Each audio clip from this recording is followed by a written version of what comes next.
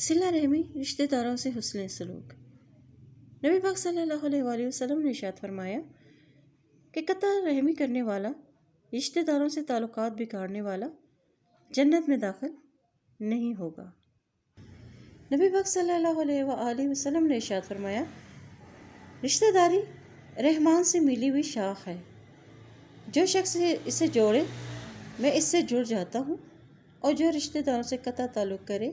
میں اس سے قطع تعلق کر لیتا ہوں۔ نبی پاک صلی اللہ علیہ وآلہ وسلم نے ارشاد فرمایا کہ جو شخص چاہتا ہے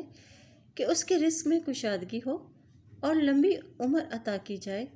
اسے چاہیے کہ وہ رشتہ داروں سے حسن سلوک کرے۔ نبی پاک صلی اللہ علیہ وآلہ وسلم نے ارشاد فرمایا، رشتہ داری عرش کے ساتھ لٹکی ہوئی ہے اور دعا اور بد دعا کے ساتھ کہتی ہے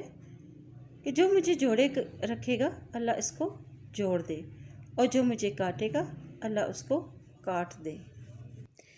نبی پاک صلی اللہ علیہ وآلہ وسلم نے ارشاد فرمایا، صلہ رحمی یہ نہیں کہ برابری کا معاملہ کیا جائے، بلکہ صلہ رحمی کرنے والا تو وہ شخص ہے جس سے قطع تعلقی کی جائے اور وہ اس کے باوجود وہ رشتوں کو جوڑے رکھے۔